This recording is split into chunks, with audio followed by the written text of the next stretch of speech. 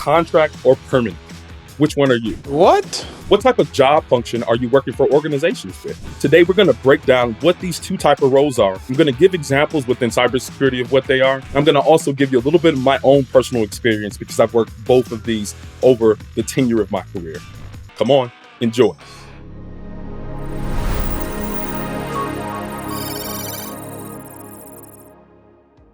Hello, and welcome back to the Struggle Security YouTube channel. We are normalizing struggling in cybersecurity. If this is your first time here, I want you to hit the subscription button, hit the notification bell so you can get more and more of this type of content. And we're jumping right into the subject, which is contracting versus permanent employment jobs in cybersecurity.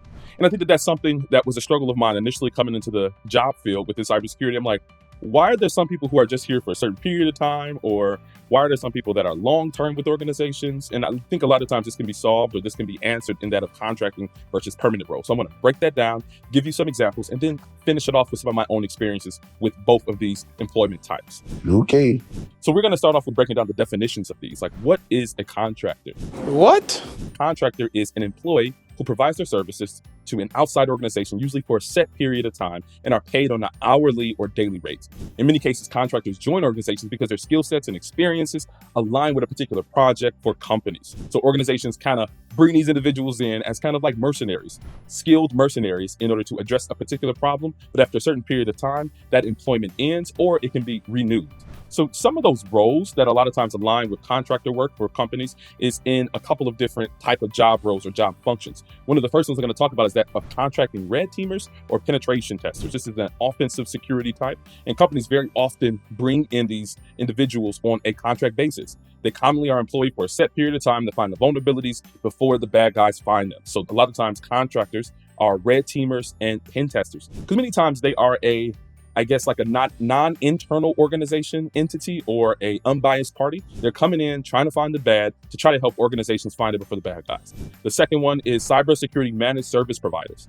This can often come in the form of companies utilizing MSPs on a contract basis to handle many of their security monitoring and their security functions. One could be that of firewall monitoring or multi-factor authentication monitoring, or they can do things like SIM functions, right? Security incident event management type of functions, just pretty much being the eyes and the ears for the security folk. So a lot of times these are contracted organizations, typically longer periods of contracts. And after a certain period of time, they look at what they were able to accomplish and they decide whether they want to keep going with this company or they want to contract out to a different company. Another one would be cybersecurity defense contracting, very popular in the U.S. because the U.S. federal government employs organizations like Lockheed Martin and Booz Allen.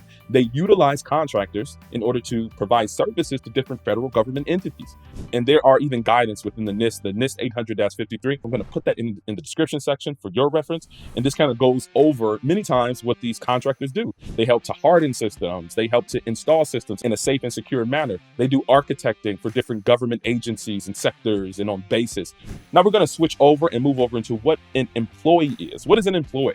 An employee is a person who works for another organization or a company on a permanent basis. And when I say permanent basis, of course, many people are at-will employees, right? They can kind of fire you, bring you in or fire you at any time. But many times when organizations bring you in as a permanent employee, they have long-term aspirations and goals for you. This person can work either part-time or full-time, being employed by our organization. And this employment type could also be called salary, which means that no matter how much work you do or how many hours you work, your pay is on a fixed basis, if that makes sense. So say, for instance, you have a 40-hour work week.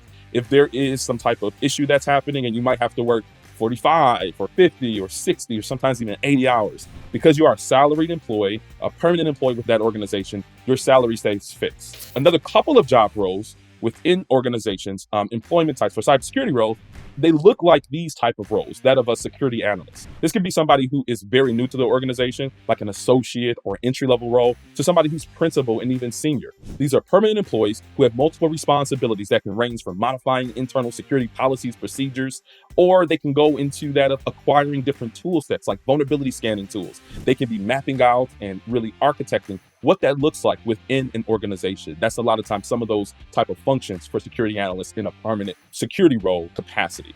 Another one is that of cybersecurity directors. Many times the leaders of organizations or the security leaders within organizations, they typically are not contracted. In many cases, they are permanent roles. So that of cybersecurity directors is a role. And these are individuals who are leaders, cybersecurity leaders, and decision makers for organizations. They actually hire on contractors, and they are responsible for the overall cybersecurity strategy and direction for that organization. But let's look at some of the positives and negatives, really looking at the verses here. We're going to battle these two together, right? So I'm going to cover several things. I'm going to cover the length of employment. I'm going to cover the payments, benefits, and we're going to kind of round it off with some of my own personal experience with this. So the first one, length of employment. What does that look like for contracting versus permanent? Fixed versus long-term. So like I mentioned, as it concerns the contracting role, many times you have a period of time where that contract ends. So it's a fixed period of time that you are working in that role, where there can be ups and downs to that, right? If you desire to get a lot of different experiences, a lot of different places, that might serve well for you. But if you're looking for something for your family, something very consistent, something where you desire to stay with that company and an organization, you might look at a permanent role. So contracting, fixed length of employment, long-term is typically aligned with that of permanent roles. Payment, this is the one that you all probably really want to talk about, right? Contracting on average pays more than a permanent employee job role. It's just a fact.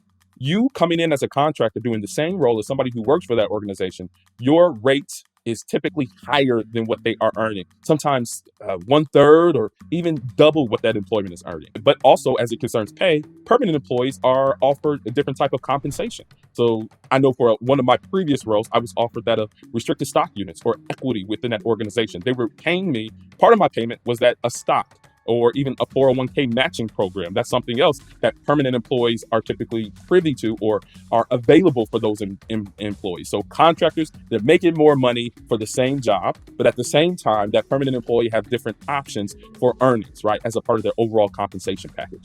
Now we're looking at benefits. So we're gonna start here with the paid training. Permanent employees are given paid training that's offered by the organization that the employee does not have to pay. For contractors, they typically don't get that particular benefit. Many times as a contractor, they're bringing you in and expecting that you already have the skill set, already have the ability to perform the work. Like I said before, this organization or many organizations have long-term goals and aspirations for permanent employees in comparison to contractors. They're not looking at promoting contractors. They're not looking at bringing you into that cybersecurity directors or cybersecurity incident or managers or something. They're really desiring to bring you in order to perform a function, and then many times your employment might renew or that's it. So they don't really have a trajectory for contractors, but there's typically a career and development trajectory for permanent employees. Medical, dental, and vision. These are three things that are very commonly offered for permanent employees that are not offered for contractors. And that might be one of the reasons why contractors are paid a lot more, because companies are not handling your medical, your dental, your vision, your 401k plan, your career trajectory, your paid training. They're not even offering you paid time off.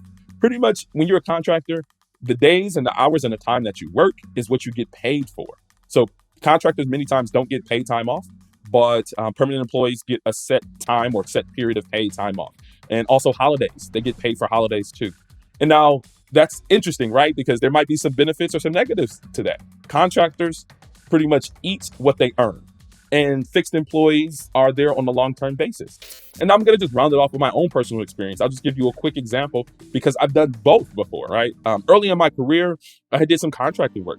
And this contracting work kind of transitioned into some different things where I found that there was a big benefit of me doing contracting work because I was gaining a lot of experience in a lot of different places. I was working for this organization and that organization. I was seeing this different technology and that different technology. And I was able to kind of put this all together to really tell a story of how I was able to acquire skills and experience to get to the point where I'm at today. Based upon where I'm at in my life right now, I am doing the permanent employee thing, right? I have a child on the way. My wife is pregnant, so I'm looking at something much more consistent. And I'm not looking at having contract roles that ends at a period of time. So I think for where I'm at in my life right now, I think that serves me well. Generationally, I had experienced that many of my family members, many of the senior people in my family were only exposed to one type of working, right? They were only exposed to that of permanent employees. Working short periods of time with organizations, it was seen as something that's disloyal, right? And this whole idea of disloyalty for companies is just almost interesting. Like, it's very much so not a part of the current job market. Like, why are people loyal to organizations I think that what's very important is that you should be loyal to your own work, your own output of work, your performance, and no matter what role you're in, I think you should do the best job that you can. But if there's a better opportunity, somewhere that greater aligns with your career experience and where you desire to go, I think that contract work might be the thing for you. Just like I mentioned for myself, I'm looking to be more consistent in my employment. I'm not desiring to always be looking for the next work every 10 to 12 months or so. So I think that that's why that kind of leans more to me. But I don't think that that idea of loyalty really exists much more in tech and cybersecurity. I think that you need to be true to yourself and true to where you desire to be, and pretty much go to the organization that has the best offer and that you all can really come to some agreement on, right? Because I think that you are a business as well. And I think that when two business entities have agreement on something, I think that you can shake hands in that case. That's a situation where two business entities are coming together, yourself and that company, and are agreeing on terms that you desire. Hopefully that this struggle about what permanent and contracting roles has been a little bit more dispelled for you. Hopefully I've been able to help you understand more about these type of roles, and hit me with some comments in the comment section. If you have more questions, we can talk about this more and more. And again, hopefully this has been valuable to you, and this is Struggle Security, and we are normalizing struggling in cybersecurity. Thank you for your time. Hope to see you again.